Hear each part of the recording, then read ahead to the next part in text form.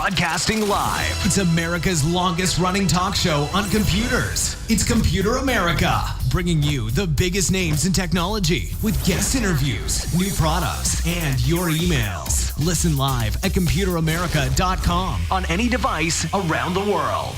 Email the show at live@computeramerica.com or find us on social media. Be sure to check out our website for contests, giveaways, show notes, live video stream, podcasts, and more. You're listening to Computer America.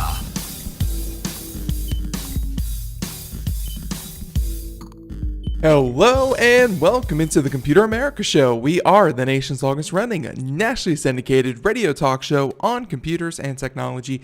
Thank you for joining us. I'm your host, Ben Crossman, and I hope all of you are having a great day. And today on the program, we have a couple of things to do, including, well, later on in the show, we will be giving away a prize from our friends over at Logitech, and we are giving away the M720 Triathlon mouse. Runs off, I think, a single AA battery for like 3 years. It's if you want a travel mouse and you want to make sure that it's going to stay good, it's hard to think of a better one. So really happy to give away that prize. And again, that is from Logitech. We'll give that away to a lucky listener who entered our social media contest, and more on that in a second. But also both segments today, computer and technology news, and we have a ton of news stories that we are, of course, going to bring you today, and it's going to be a lot of fun. So, if you want to check out any of these stories that we do here today, you can, of course, go to computeramerica.com. Right there on the homepage, find today's show notes, and hey, you can find all of the links and everything else like that right there in the show notes. And while you're at our website, be sure to enter the social media contest, which, again, we are giving away a prize today for that. Also, be sure to, let's see, how do I put this? Also, be sure to check out the live video stream, which can be found over at twitch.tv/Computer America, and that is brought to you by OWC. If you haven't checked out OWC, you definitely should. They make a lot of great products, everything from hardware to adapters to, just anything generally computer related. And especially if you're in the kind of Apple space, they make a lot of things that are very Apple-esque. And I mean that in, the best way possible when it comes to aesthetics. So, and we even have a review of their product up on our website as well. So all that and more, you can check that out at computeramerica.com. And in the meantime, we are going to be doing computer and technology news. And by the way, hello chat room. If anyone out there wants to, of course, check out computeramerica.com. If you want to check out the live video stream, we have a chat room there. You can interact with myself as we do the show. Maybe suggest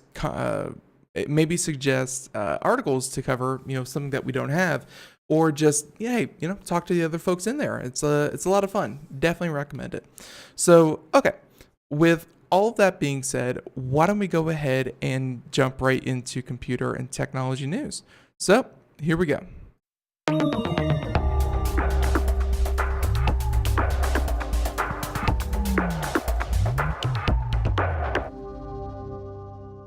All right, so I think our first story that we're going to do today is, all right, why don't we do this one? So this one was just kind of one of those weird things that I couldn't really pass up. And it's probably one of the worst things I've heard of, because it's, well, not one of the worst things, but it's bad. It's not good. So this is coming to us from Motherboard, and yeah, this is kind of strange. Daniel Oberhaus, and saying that the guy who robbed someone at gunpoint, with a gun, for a domain name is getting 20 years in jail.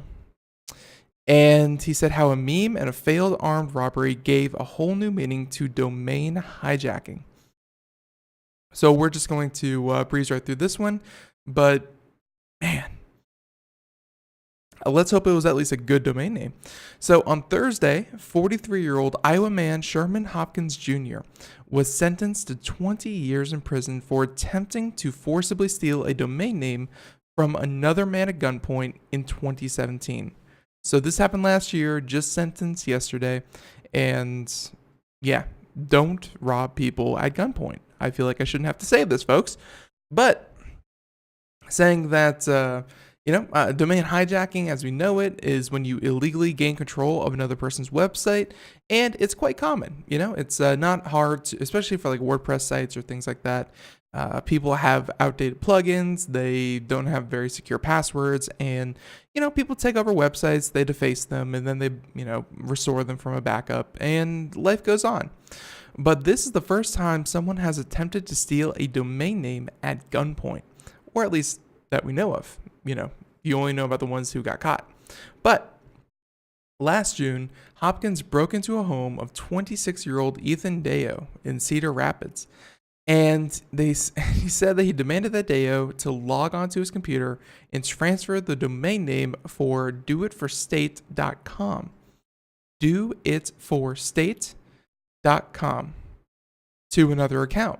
And according to Deo's bio on his personal website, they said they had previously worked for the web hosting service GoDaddy. And after seeing Hopkins enter the apartment, Deo locked himself in his room, and Hopkins kicked in the door. And he pistol whipped, or hit him with the butt of the gun, and held the gun to his head and used a stun gun on him during the encounter. So this guy was pretty armed to the teeth for taking over a web domain.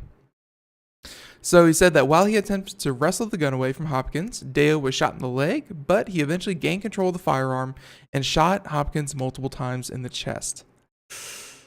Man, imagine having to explain that one in court. So, with that being said, they let's see. It's unclear why Hopkins wanted the domain name or who he was transferring the domain name to, saying, "I can't give a lot of details into the investigation, but the domain name is valuable and he wanted to transfer it back to someone else." So he was doing this probably being paid by someone else. So the plot thickens. So although Do It For State doesn't currently return a web page, the Internet Archive's Wayback Machine has a snapshot back to January 2015, and the last snapshot before the website was taken down after the robbery. And the website described itself as a college stories, college life, college snaps. It also contains a link to another popular account, which links to an Iowa recording company, Elite Sound and Design Studios. So I guess that's Motherboard trying to connect some dots. Try to see who would be really interested in doitforstate.com. But yeah, it's a weird story. So there you have it. We're going to drop that one there. But the first time someone has ever tried to rob someone of a domain name at gunpoint, which I think is ridiculous, and yeah, sentenced to 20 years in jail. Well, I can't say I blame him. That is a horrible thing to do.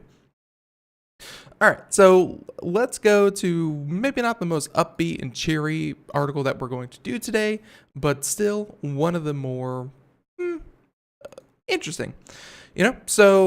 Recently Stephen Hawking, he passed away. The science community and really just the world over was, of course, very beside themselves. But at the same time, it's been a real testament to his memory to see how they are choosing to immortalize him. And Stephen Hawking, best known for his work with black holes, well, I think they gave him one of the best send-offs that they probably could, given the circumstances. So Stephen Hawking's voice was beamed to a black hole during his funeral. And I think that's pretty cool. So Hawking's message to preserve the planet was radioed into space during his Friday memorial at London's Westminster Abbey. There you go. So let's see. Family, friends, and fans of Stephen Hawking gathered in London on Friday to bid farewell to, of course, the renowned physicist, who died at the age of 76. Hawking was laid to rest in Westminster Abbey, and by the way, those of you who don't know, this was also announced yesterday. Well, I mean, it definitely happened yesterday. He was laid to rest between Isaac Newton and Charles Darwin, two Two scientists that, of course, are going to be remembered for a long, long time given their contributions, and Stephen Hawking right up there with them. So, an honor commensurate with the enormous impact of Hawking's life and the work on the world. So, but while his earthly remains have now been interred for posterity, there were also an unearthly component to the funeral, where a 6-minute recording of Hawking advocating for planetary preservation, arranged with music by Greek musician Vangelis, was transmitted into space by a European Space Agency dish in Spain during the ceremony. So the composition, entitled The Stephen Hawking Tribute, does not appear to be available to the public yet, but a CD copy was given to funeral guests. So you can be sure that that would probably be available sometime here in the near future. Someone, somewhere out there is going to upload it to YouTube. So just wait a little bit. So they said the target of the message is, here we go, and this is, I think, one of the best names I've ever heard for a black hole. The illustrious 1A0620-00, aka V616 Monoceratus. So, yeah, and this is the closest known black hole to Earth, which is located about 3,500 light years away. Still kind of too close for comfort, considering what we know about black holes. But sometime around the year 5500, Hawking's voice will reach the otherworldly destination and sweep past it to the new cosmic frontiers, saying that it's a fitting tribute to a man who untangled fundamental mysteries of the universe and raised human awareness about black holes more than any other public figure. And, it's, again, the fact that we're able to send his voice to that destination like that is, I think, as I said, a really fitting, a really fitting memorial to, who he was. And so they said the Hawking speech delivered through his electronic communication device, because as we all know, we do not remember Stephen Hawking's original voice. We remember his digital voice, and was also played at Westminster Abbey for the roughly 1,000 people in attendance who hailed from over 100 nations, where, by the way, if you were wondering, about 25,000 people had applied for tickets to the event. And in another cheeky nod to Hawking's interest and sense of humor, applicants had been asked to select their birthdays from a data ranges extending from December 31st, 2038, and open invitation to future time travelers who have not been born yet. So there you go. And let's see. At Hawking's request, the memorial stone marking his grave is inscribed with his influential entropy equation describing black hole dynamics. So there you go. We're going to leave that there, but I thought it was pretty cool. Hawking, regardless of what you think of him, definitely had a huge impact on science and public awareness as we know it in the sciences. So whoever came up with that idea was definitely on the ball that day. That was a great stroke of brilliance. So, all right, Stephen Hawking, voice sent to a black hole. There you go. There's that summary. Okay, let's see. We have a couple of these, and a couple of these tie into one another. So let's see if we can group them up as best we can. And I think it's these two. So let's see. It's all right. These kind of tie into each other just because Time Warner happens to be included in both. But let's go ahead and get into this. So this is about what to expect now that AT&T officially owns Time Warner. And this just happened today. Everything fell into place. No more maybe blocking or antitrust kind of things. But here we go. What to expect now that AT&T officially owns Time Warner. Mr. John Brodkin. And they said that AT&T completes Time Warner buy days after beating government lawsuit. So we talked a bit about this with Sandy Berger on Wednesday. You're more than welcome to go back and check that out. But this is going to have a bit more of a context, saying that AT&T yesterday completed its acquisition of Time Warner Inc. And they said that the DOJ could still appeal the ruling, but it agreed not to seek a stay pending appeal, allowing the merger to be completed. So here we go, saying that you can expect more personalized advertisements as AT&T combines a major programmer with its DirecTV, home brand, and mobile services.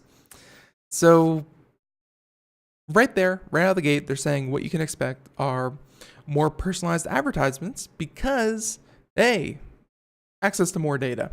That is the magical thing that makes all of this work, is data, data, data.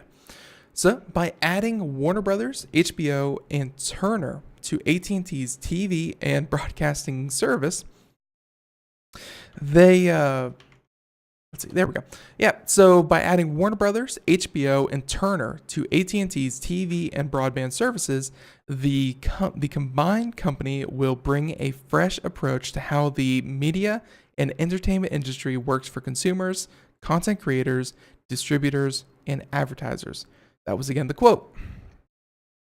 Whether or not that's the case, that's what's going to have to be, kind of shake out. But they said that the firewall between Time Warner and AT&T Communications. So the DOJ agreed not to seek a stay, came after AT&T said that it would maintain some separation between its old and new business units. So they allowed this to go through because the corporation promised they wouldn't entangle one another. Let's see how long that lasts. But they said that Turner Networks will be part of a separate business unit, which is distinct from AT&T Communications division that operates DirecTV, Uverse, and the company's home and mobile broadband businesses. Okay. So again, Turner Networks. So all of the TBS, CNN, CW, TNT, Warner Brothers. Let's see, the DC Universe, HBO. All of those will be separately operated from their content distribution platform. So essentially they're saying that they bought them and they're going to operate them, but they promised not to operate them to the full extent at which they could by combining them with their other services. What a weird deal to make, and what a weird deal to let through. That's like, hey, we'll do this, and we'll promise we won't do this, even though it would totally be in our best interest to do exactly that. Pretty strange. Anywho, let's see. AT&T also said that it will implement a firewall between Turner and AT&T Communications to prevent the transmission or exchange, either directly or indirectly, of competitively sensitive information of unaffiliated programmers or distributors. So, I guess if you are a content distributor and you want to know your numbers, then let's say you deliver X amount of programming through DirecTV, and you know exactly how many DirecTV customers are tuning in to exactly which program, and you know what's a hit and what isn't.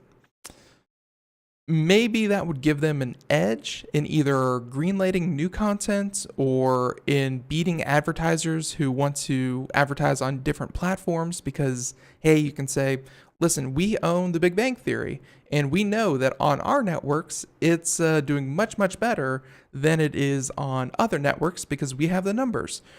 I guess they're saying that they want to have some kind of firewall, as they called it, between the data that they have as a content provider and the data that they should have access to as a content distributor, where there's some antitrust going on there.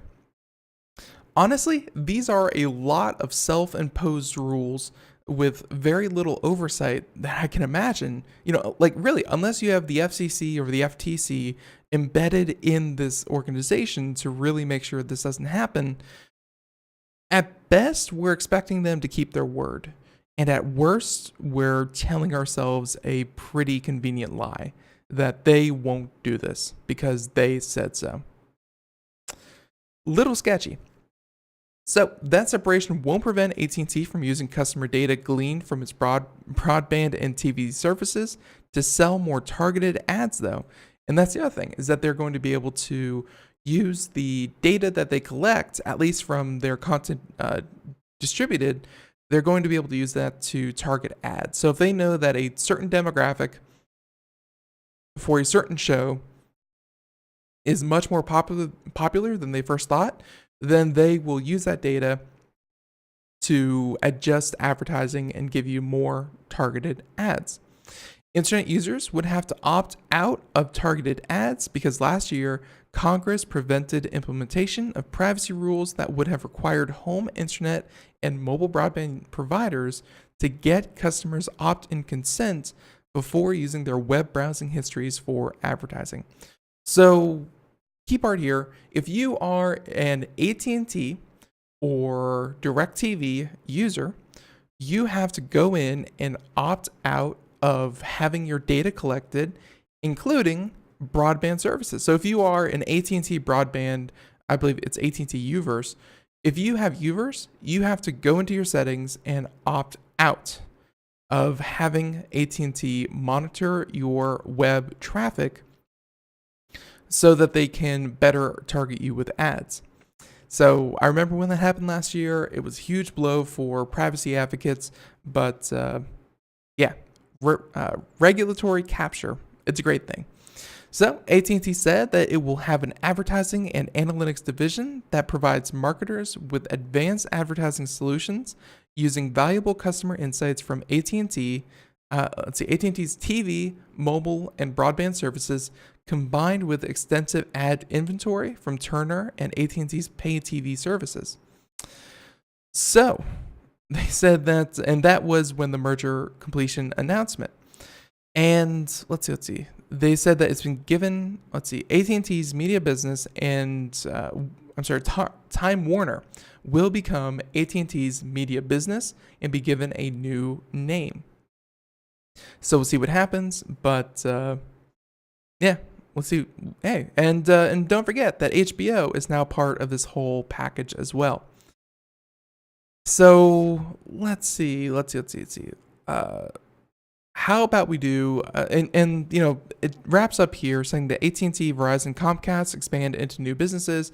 So there's obviously a lot more to hash out with that.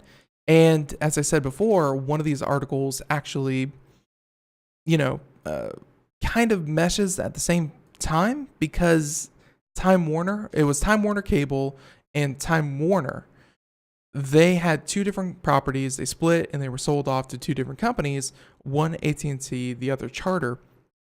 So let's go ahead and get into the Charter here before the break. But a lot of big acquisitions. And really, folks, if you have not been paying attention, there are numbers such as, I think it's like $86 billion to acquire Verizon acquiring Fox or something like that, or Disney acquiring Fox. These are huge sums of money, and these transactions are going to affect the content that you watch, the content that you enjoy, and really the data that is collected about you and how it's collected and how it's organized. So these are huge moves, and we definitely want to stay on top of them. So again, we just covered how AT&T now owns Time Warner. Now we're about to talk about how Charter Communications is going to purchase Time Warner Cable, or will they? And by that, I mean that New York threatens to revoke Charter's purchase of Time Warner Cable. So Time Warner, that was all of their content provider kind of deal, and Time Warner Cable was all of their content distribution, so TV, internet, phone, that kind of thing. And that was purchased by Charter, and that made Charter the largest by far content distribution platform, for internet, television, what have you. So the New York State Public Service Commission today ordered Charter Communications to pay a $2 million fine and complete network construction that was required as a condition of Charter's purchase of Time Warner Cable. So often that happens, I don't think people realize this sometimes, is that you or the condition for letting some of these mergers go through is that a lot of people benefit who would not have benefited any other way. And that can come in the form of rural residents getting fiber optic cable run out to their homes. That can be network improvements that would otherwise have stalled or not really been done whatsoever. They promise these little tokens, these nuggets of upgrades, and they say, all right, you do this, we'll let you merge. Well, this is where we're seeing another company fall short of some of those agreements, because sometimes they happen and they pay a couple of fines and then they never deliver. And that's a problem. So they said that if Charter doesn't meet its merger-related obligations, the company will face the risk of having the merger revoked. And yeah, they said that, having the merger revoked, the commission said in an announcement. The commission said that the state law gives the authority to rescind merger approval and threatened to start a proceeding to rescind or change the merger approval if Charter refuses to comply. And they said that we're evaluating our options at this point, and that is what a Charter spokesperson said today. You think the only option that they would have on the table would be to, fulfill their obligation. That's what people, kind of want. But at any rate, they said that they said that Public Service Commission chair blasted Charter in a statement, and hey, I like it when we stand up to the big guys, saying that as a condition of our approval of Charter's merger 2 years ago, we required Charter to make significant investment in its network. Our investigation shows that Charter failed to meet its obligations to expand the reach of its network to unserved and underserved customers at the required pace that it failed to justify why it wasn't able to meet its obligations. So I guess they would have let them slide for a lot of reasons. They would have let them slide if they said, oh, it's costing a lot more money and we can't justify that cost right now. Or if they said, I don't know, it was raining and we didn't want to go outside. Or if they said, my dog ate my homework. Any litany of excuses that the chairman or the committee would have approved, they weren't able to provide a decent enough reason that they were, not rolling this out. So, let's see. The commission does not have the authority to compel broadband providers to offer services to particular customers at particular speeds or at particular locations, or to establish any other obligations in a cable television and telecommunications service merger related to the provisions of broadband services. Well, and so I guess Charter's rebuttal is that they can't tell us what to do, how to do it, when to do it, how well to do it. They don't have any authority in that sense. Although clearly the commission thinks that they do, given that they said, hey, you have obligations to meet, and quite frankly, you're not meeting them. So, let's see. But New York says that Charter has been wrongly counting addresses that already had service towards the requirement of new construction. The commission previously threatened to terminate Charter's franchise agreement with New York City. I remember that. That was hilarious. So, the 2016 merger ordered Charter to extend its network to 145,000 unserved and underserved residential housing units and or businesses within 4 years. And Charter agreed to a fine and revised build-out schedule last year after missing a deadline to pass 36,250 homes. But the company says it has met subsequent deadlines. So, at any rate, the fine's $2 million. There's going to be more fines if they don't hurry up and get this done. But, hey, short selling the American people for allowing these mergers to go through. That's a time-honored tradition. Everyone, we'll be right back. More Computer America right after this. Greece is cheap. But the airfare costs a fortune. Paris? Not much closer, and again, airfare... What about Puerto Vallarta? Let's face it, flying anywhere is just too expensive. Wait, what's this? Low-cost airlines. With one call to low-cost airlines, you'll drastically slash your travel costs. We're talking insanely low airline prices to any of your favorite destinations. Where would you like to go? London, Rome, Costa Rica, Australia? Wow, that's cheap. So why wait? Call now to learn how crazy cheap it is to fly anywhere in the U.S. or international. Our prices are so low, we can't publish them. The only way to get them is to call to instantly hear the most amazing best deals on airline travel. It's that easy. So call now and start packing. 800-215-4461. 800-215-4461. 800-215-4461. That's 800-215-4461. We are all Brother Wolf. 10 years ago, a group of locals banded together to create positive change. We took animals into our homes, held adoption events at local retailers, and talked to the community about our mission to help build a no-kill Asheville. A decade later, we have achieved so many victories for animals in need. There's been so much progress, yet there's still so much to do. As part of our year-long celebration, we encourage you to become a member of our special Compassionate Circle program.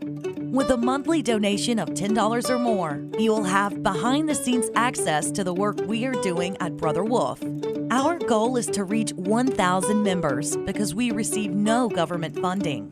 Working together, we can help build and sustain no-kill communities. Learn more at compassionatecircle.bwar.org. We are a 501c3 tax-deductible organization.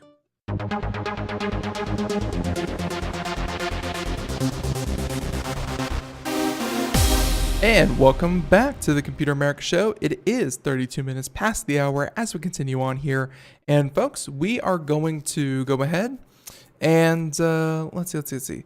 Let's go ahead and choose a winner for our Logitech contest. So we give away a prize every single Friday to a lucky listener. And by the way, this is brought to you by Logitech. So let's go ahead and play a little bit of music, and then we are going to announce our winner. So here we go. That's the good stuff right there. All right, so this week's contest, and by the way, you can enter at computeramerica.com, is, here we go, Mr. Richard Shannon Keffart. So there you go. Congratulations, Richard Shannon Keffart, for listening to Computer America and for, of course, entering the contest. And hey, you are this week's winner. So if you are listening, thank you so much. Listen to us in Visalia, California. So I don't know exactly where Visalia is, but hey, congratulations. And Richard, we will, of course, reach out to you, and we will get your email, or we have your email address. We'll contact you after the program and get everything sorted out. But Richard, thank you so much. And everyone else out there, if you want to be next week's Richard, all you have to do is go to computeramerica.com, enter the contest, and we may be reading your name live on the air here when we give away a prize. So there you have that. Let's go ahead and swap gears over to this next story. And all right. Honestly, more than anything, this one, I'm not really one of those people to beat diversity down people's throat. I think that a workplace is best served when they are, when they have employees who are from many different backgrounds, many different ethnicities, different genders, what have you. Diversity is a good thing. And promoting diversity is great. But, but there's a lot of practices that come into play that aren't really a good thing if you have to really, really, really force it. So I was kind of interested to see what one of the largest tech industry, or what one of the largest tech companies in the industry has been doing since they released their first diversity report, and how they responded after their infamous anti-diversity memo. So here we go. This is coming to us from TechCrunch, and a lot of infographics. Feel free to check out the video portion. You can see them up there on the video part. But yeah, Google has released its first diversity report since the infamous James Damore memo and the fallout that resulted from it. And so, of course, they're both long stories, but the too long didn't read is that Damore said some sexist things in a memo that went viral. And I remember that it was like, women aren't promoted to higher ranks because they aren't as driven as men or something like that, or they don't work as well in teams as men. And, while there's some psychology reports that, of course, have come out, supporting him in a few areas, not all, but a few areas. But he was mostly speaking, ignoring the human side of these stories. So what happened was he got fired and sued Google for firing him. And the lawsuit, however, was shot down by the National Labor Relations Board in February. Then it turned out another employee, Tim Chevalier, something like that, alleges that he was fired for advocating diversity, as reported by Gizmodo later that month. And now that gentleman is suing Google as well. So let's see. Now that the author has briefly laid out the state of diversity and inclusion in Google, here's the actual report, which is Google's 5th diversity report to date, and by far the most comprehensive. And for the first time, Google has provided information around employee retention and intersectionality. So here are some high-level numbers, saying that 30% female globally. So this would be employees of Google. And so that means 30.9% of employees of Google are female. In the US, 2.5% are African American. In the US. So in Google, out of, was that 97.5 of people there? Well, actually, I take it back. That doesn't mean that at all. That means only 2.5% are black. 3.6 are Latino, Latina, what have you. 0.3% are Native American, and 4.2% are 2 or more races in the United States. Now, of course, that leaves out some of the bigger other ethnicities in tech. So if you add up those numbers right there, of course, 31% of employees being female, not the best thing in the world, but at the same time, it's an okay number. Definitely needs work. Some of the other numbers that they don't mention: 36% of Google employees are Asian. So that would be really anyone from of Asian descent, which actually comes pretty darn close to their white population. White is 53%. So 36 to 53, makes up the bulk of their workforce. Actually makes up about 90% of their workforce are either white or Asian. So Google also recognizes its gender reporting is not inclusive of non-binary population, so that would be anyone who identifies not as male or female strictly. And so there could be some numbers there because you're forcing people to choose, and is looking for the best way to measure gender moving forward. It's kind of a, sticky situation. So as Google itself notes, representation for women, Black, and Latino people have barely increased. And last year, Google was 31% female, 30.9% female, 2.4% Black, and 3.5% Latino. So if you don't recall, essentially every one of those fields went up by about 0.1% in a year. Not a lot of movement.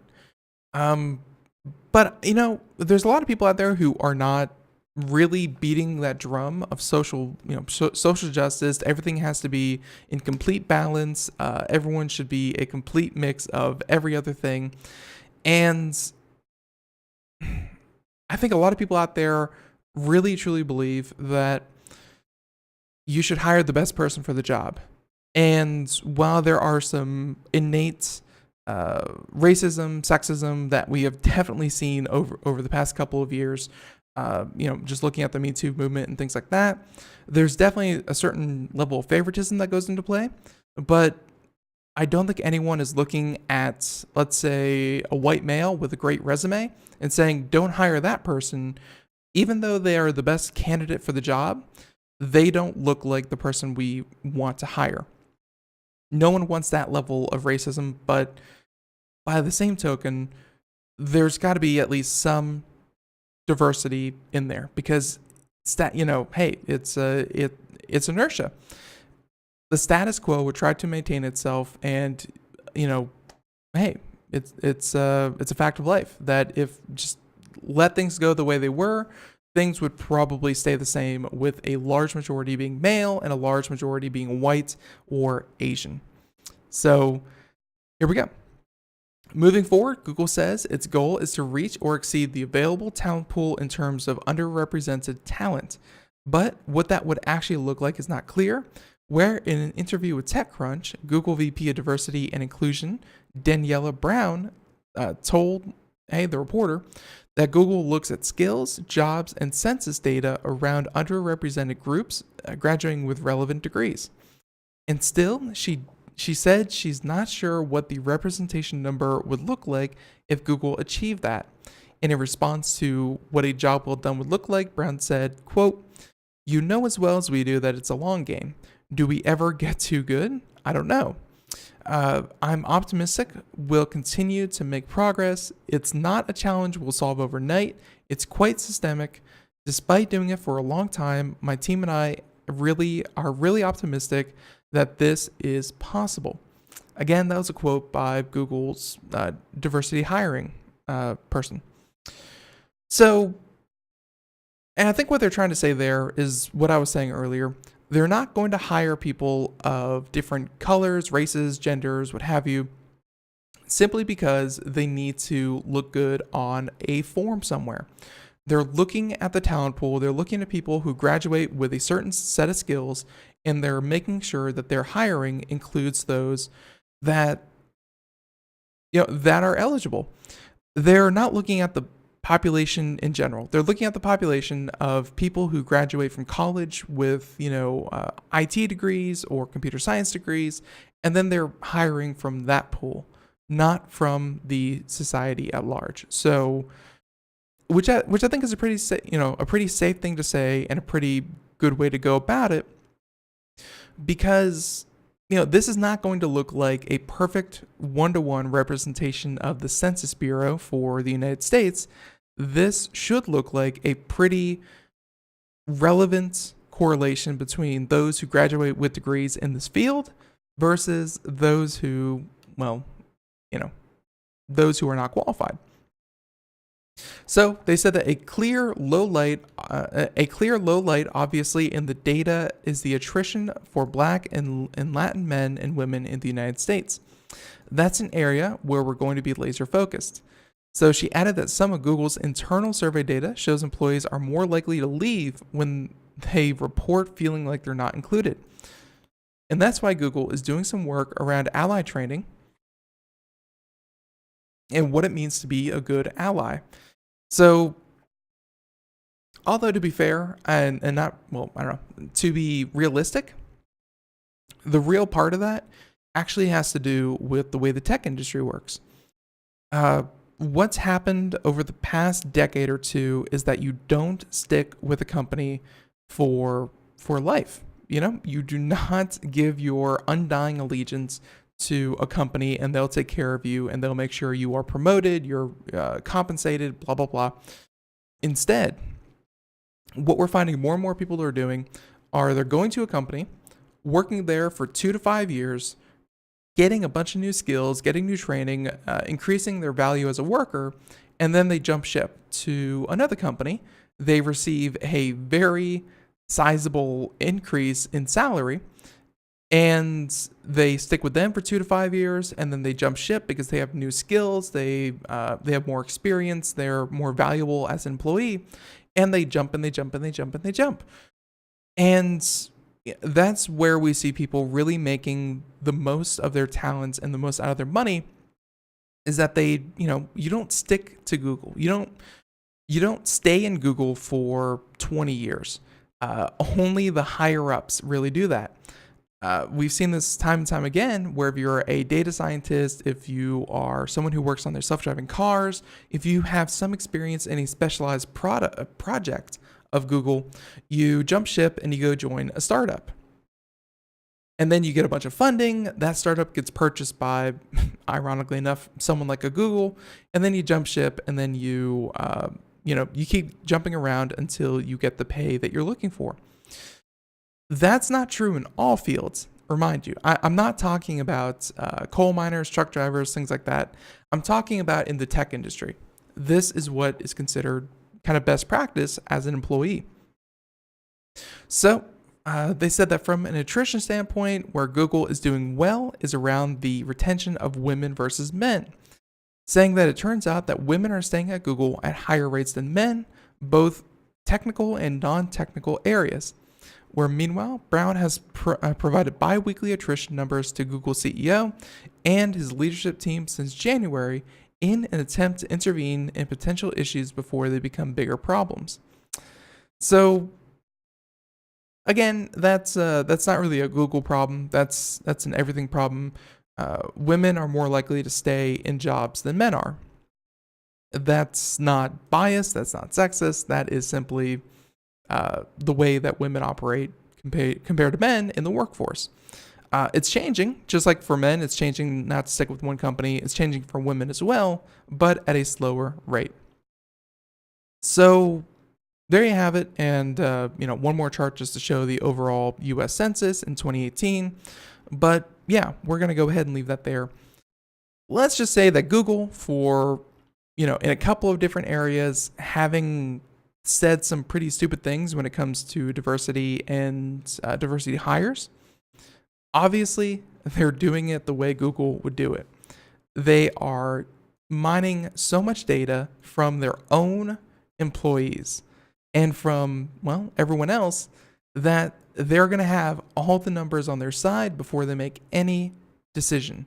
And you can't look at what Google's doing and say that they aren't being proactive or they aren't being focused. They certainly have the data to back up almost every decision that they make. So, hey, that's that. We'll see what Google really shakes out to be here in a couple of years. All right. So there's that one. Let's switch gears here for a little moment. And all right. So let's talk about Fitbit, and then we'll talk about Pebble.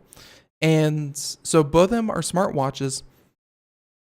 Well, the Fitbit is a fitness tracker that wears on your wrist, and it does have a watch face, and it can't tell you the time. So it's a form of smartwatch, but and so is the Pebble. But neither one of them are going to be about strictly the technology, but rather about the infrastructure behind the technology. And it's not looking good for Fitbit here, though, where this is an article from Ars Technica, Sirius Farivar, saying that struggling Fitbit now has 5 ex-employees who face criminal charges.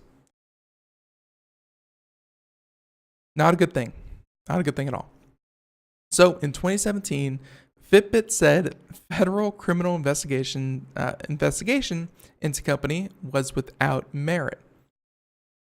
And as with most things, whenever you say something is without merit, and then a year later you're found with, criminal charges have been filed, well, you clam up real quick. So here we go, saying that a federal grand jury has returned a criminal indictment against 1 current and 5 former Fitbit employees, accusing them of taking trade secrets from former employer Jawbone to their new jobs at Fitbit. Which, I was talking about industry norms, especially in the tech industry. That's another one. It's almost a form of corporate espionage, and we see it with Waymo going to Uber. We see it with a lot of different companies going to related fields where it's like you only have the smallest, barest amount of people who can claim any kind of expertise or mastery of a subject. Because hey, it's technology. This stuff is cutting, is bleeding edge a lot of the time. So there's only a small amount of people who are truly able to, let's say, lead a team of, let's say 1,000 researchers who are developing a self-driving car technology.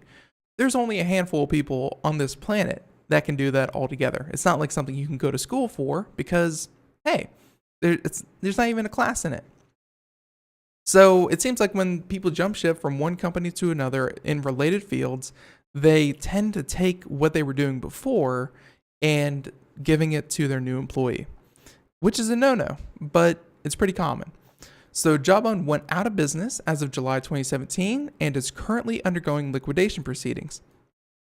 So the two fitness gadget companies were previously staunch competitors and had sued one another multiple times.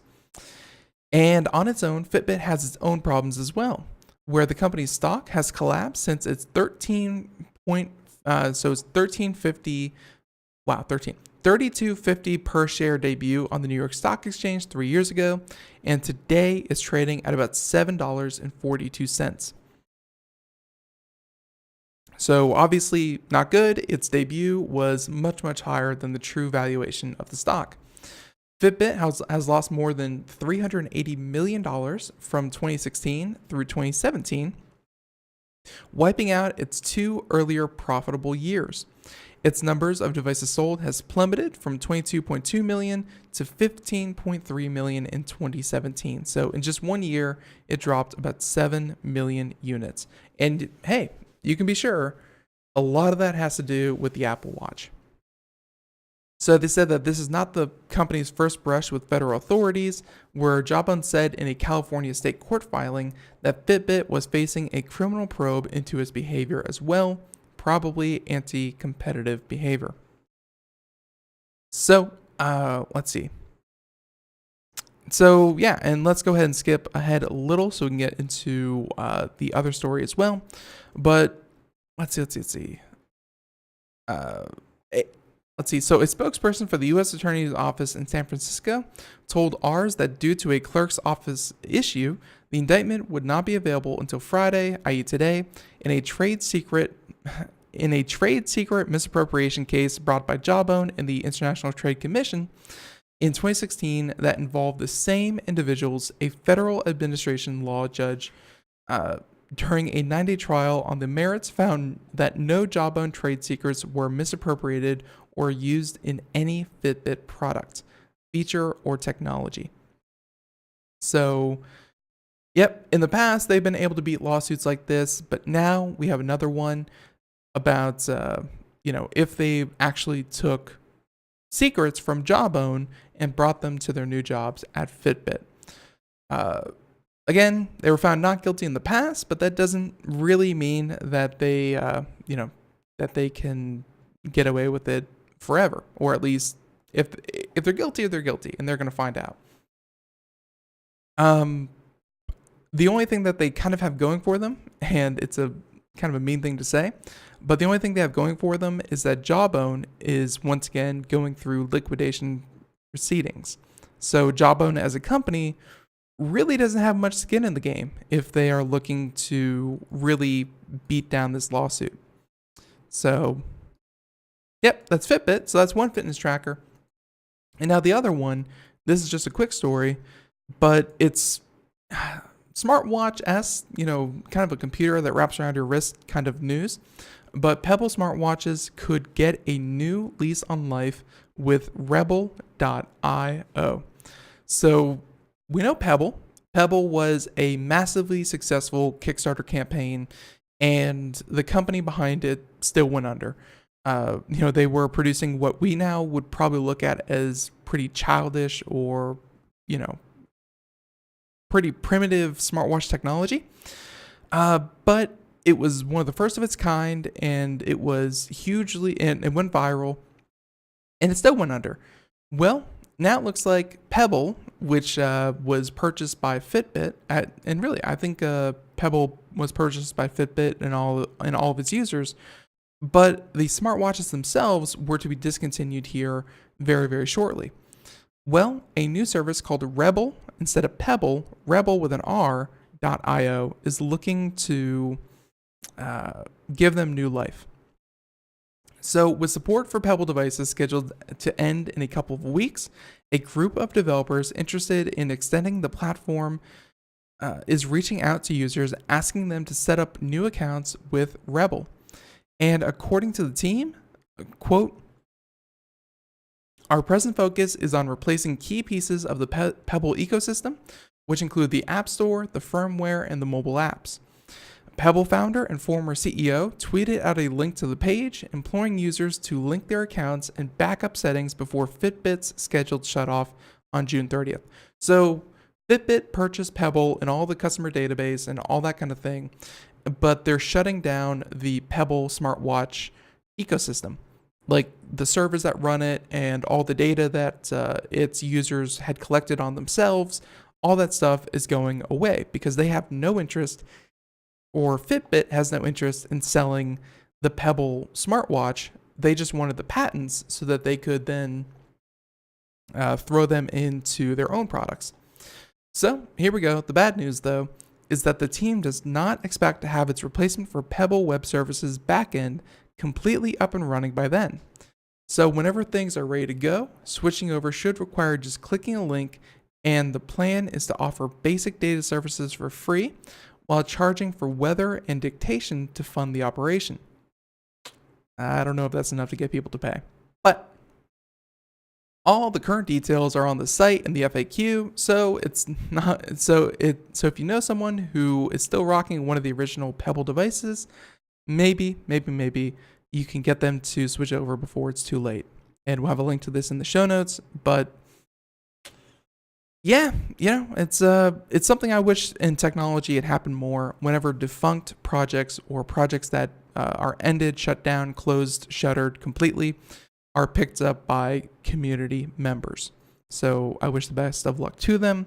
It just means that, hey, you can, continue with these things as going forward. But all right, let's see. So we have like a minute left. I don't think we have time to really get into some of these. We'll probably save this one for another day. Definitely wanted to get into the complete 5G standard.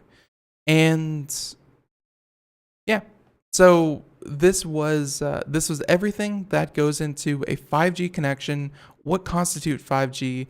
And so you'll know if you're actually getting 5G or if you're getting something sub 5G and you shouldn't really be paying for that kind of service. So yeah, we'll get into that a little bit later, probably next week sometime. Let's see, some of the other stories include Apple. So Apple has been dealing with police hacking tools for a little while now. It's been no secret, but Apple does not really appreciate these kinds of things happening under their nose. So iOS update, the latest one, will block police hacking tools. Once again, pitting Apple against the state, against police, against law enforcement. And hey, that's always a fun line of reasoning to follow. Also, a congratulations to Adobe, who will become the next $10 billion software company. And yeah, they're earning a lot of money. If you thought Adobe was only Flash, well, good news. They're not, and they're doing just fine. So there's Adobe, and there's, a couple more here, but we're not going to be able to get to them. Folks, that's the end of the show. Thank you so much for joining us here on Computer America. It's been a lot of fun. And again, thank you, Richard, for signing up for the contest and being this week's winner for Computer America. You can find out more at computeramerica.com, or after the program, you can check out the podcast available wherever podcasts are heard, including Google Play, iTunes, Spreaker, iHeartRadio, SoundCloud, what have you. Folks, it's going to be a lot of fun. So until next time, have a great day. Thank you so much. And catch you here next week as we have a bunch of new guests, a bunch of new stories. And hey, it's just going to be a good day. Or a good week. Everyone, catch you here next time, 4 p.m. to 5 p.m. Eastern. And hey, maybe go see the new Incredibles movie. I've heard, I hate to say it, incredible things about it. Everyone, be good. Catch you here next time. Bye-bye.